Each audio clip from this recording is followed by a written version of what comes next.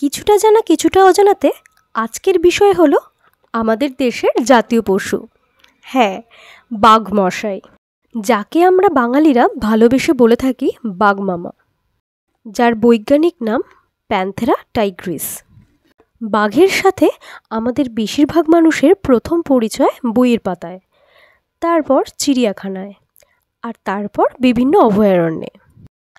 আজকে বাঘ সম্বন্ধে কিছুটা জানা আর কিছুটা অজানা তথ্য আপনাদের সাথে শেয়ার করে নিই। চলুন।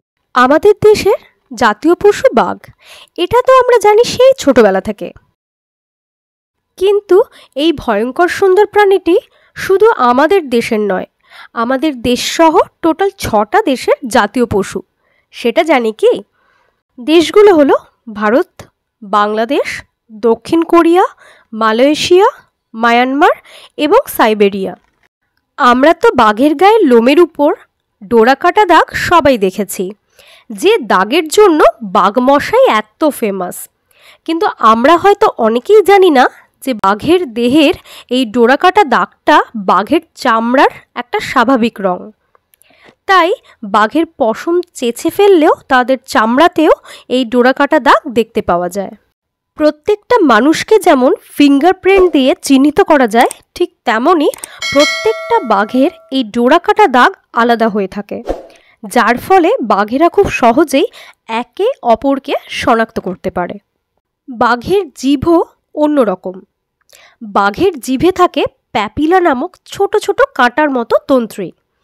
এই প্যাপিলার কারণে যদি একটি বাঘ কয়েকবার কোনো মানুষের চামড়া চেটে দেয়, তাহলে সেই চামড়া ছিলে রক্ত বের হয়ে আসবে। এই জিভ বাঘকে শিকারের মাংস ছিঁড়তে সাহায্য করে।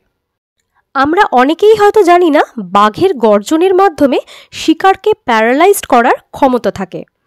বাঘের স্বরতন্ত্রী বা ভোকাল কর্ডের নিচে এক ধরনের ভোকাল ফোল্ড থাকে। এই ভোকাল ফোল্ডের কম্পনজাত ধ্বনি মূলত বাঘের গগনবিদারী গর্জনের মূল কারণ। বাঘেরা প্রধানত 2 ধরনের গর্জন সৃষ্টি করে।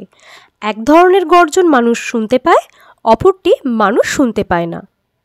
আমরা কি জানি যে বাঘের ওজন সিংহের থেকে অনেক বেশি? গড়ে একটি বাঘের ওজন হয়ে থাকে 360 কেজি, যেখানে একটি আফ্রিকান সিংহের ওজন হয় 250 কেজির কাছাকাছি। অর্থাৎ বাঘ আর সিংহের যদি লড়াই হয়, তাহলে কিন্তু বাঘের জয় নিশ্চিত।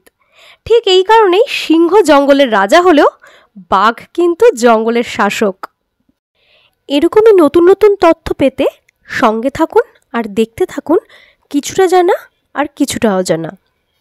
আমার এই ভিডিওটা যদি আপনাদের ভালো লেগে থাকে আর আপনারা যদি আমার চ্যানেলে নতুন হয়ে থাকেন, তাহলে সাবস্ক্রাইব করার অনুরোধ রইল।